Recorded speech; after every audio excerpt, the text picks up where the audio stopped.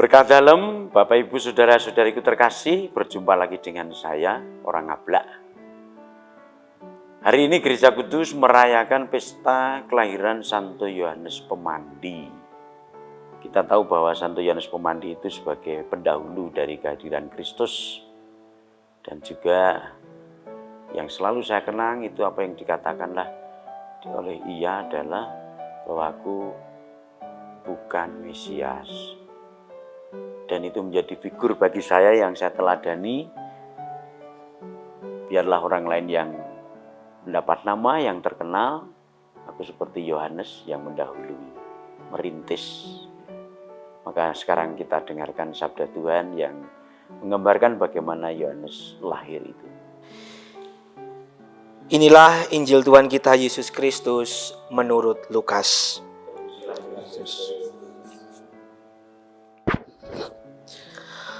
Pada waktu itu genaplah bulannya bagi Elisabet untuk bersalin, dan ia melahirkan seorang anak laki-laki. Ketika para tetangga serta sanak saudaranya mendengar bahwa Tuhan telah menunjukkan rahmat-Nya yang begitu besar kepada Elisabet, bersukacitalah mereka bersama-sama dengan dia. Maka datanglah mereka pada hari yang ke-8 untuk menyunatkan anak itu, dan mereka hendak menamai dia Zakaria menurut nama bapaknya. Tetapi Elisabet ibunya berkata, "Jangan, ia harus dinamai Yohanes." Kata mereka kepadanya, "Tidak ada di antara sanak saudaramu yang bernama demikian." Lalu mereka memberi isyarat kepada Zakaria untuk bertanya nama apa yang hendak ia berikan kepada anaknya itu. Zakaria meminta batu tulis lalu menuliskan kata-kata ini. Namanya adalah Yohanes. Dan mereka pun heran semuanya. Seketika itu juga terbukalah mulut Zakaria dan terlepaslah lidahnya, lalu ia berkata-kata dan memuji Allah. Maka ketakutanlah semua orang yang tinggal di sekitarnya, dan segala peristiwa itu menjadi buah tutur di seluruh pegunungan Yudea. Semua yang mendengarnya merenungkannya dan berkata, "Menjadi apakah anak ini nanti? Sebab tangan Tuhan menyertai dia." Anak itu bertambah besar dan makin kuat rohnya. Ia kemudian tinggal di padang gurun sampai tiba harinya ia harus menampakkan diri kepada Israel. Demikianlah Injil Tuhan. Terpujilah Kristus. Para pemirsa yang terkasih, tadi yang membaca Injil itu Romo Bertus. Dulu juga waktu diakonat bersama saya punya harapan dia lebih besar dari saya. Itu harapannya. Dan sekarang ini baru berkunjung dengan saya bersama Bu Deradi dan juga tamu yang lain. Saya jadi ingat Ibu Maria waktu itu dikunjungi Ibu Elisabet. Jadi sudah ada benih-benih dari ibunya bahwa Yohanes Pemandi selalu menghargai siapapun yang datang, tamu. Lalu yang menarik dari sabda Tuhan tadi bahwa kelahiran Yohanes itu membuka mulut bapaknya, Zakaria, sehingga bisa berbicara. Maka saya berharap juga baik kalau kita masing-masing bisa membuat orang lain menjadi berbicara. Entah bentuknya apa, bisa mewartakan sabda, bisa bercerita, bisa ramah, bergaul. Itu sudah paling tidak boleh merasa diri, aku Yohanes, memungkinkan orang lain untuk mudah berbicara. Nah mungkin salah satu yang bisa diungkapkan oleh Bu Deradi, ini namanya Bu Deradi Serikat Yesus yang juga datang ke sini, komentarnya atau renungan apa yang bisa baik kita cerna, kita renungkan mengenai Yohanes Pemandi. Monggo Bu Der. Bagi saya yang menarik Yohanes Pemandi itu orang yang sangat sederhana dan mau mengakui kerendahannya bahwa yang akan datang kemudian itu lebih besar, bahkan melepas tali kasutnya pun dia merasa tidak pantas. Dan kata-kata yang juga menarik adalah, biar dia menjadi semakin besar dan aku menjadi semakin kecil. Itulah figur Yohanes Pembaptis yang meskipun akhirnya hidupnya juga dikorbankan demi keselamatan manusia karena memang dia yang membuka jalan dan yang meluruskan yang bengkak-bengkok, yang memapras gumuk-gumuk, yang menimbun jurang-jurang, sehingga diharapkan umat itu menjadi lurus-lurus tanpa belak-belok di dalam mengemban tugasnya.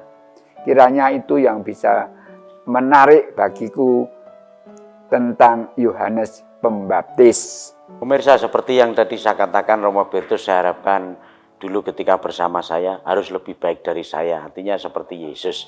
Maka gimana komentar Romo Bertus, apa yang saya harapkan itu, apakah sekarang ini setelah berapa tahun?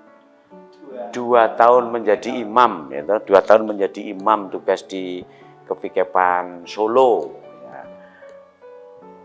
Apa yang mungkin sekarang bisa Romo rasakan, apa yang saya rindukan mengenai dirimu yang saya anggap sebagai Yesus, aku yang Yohanes saja gitu.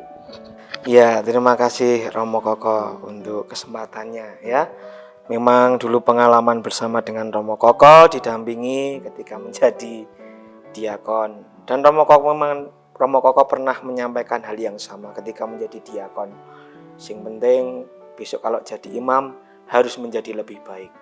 Tetapi rasanya berlebihan dadi Gusti Yesus berlebihan tidak sampai semacam itu. Ya malah justru sebaliknya, saya diajari untuk menjadi Yohanes yang baru di era zaman sekarang. Apalagi di tengah dunia dengan perkembangan teknologinya, orang ini sekarang lebih mudah untuk mengagungkan dirinya sendiri.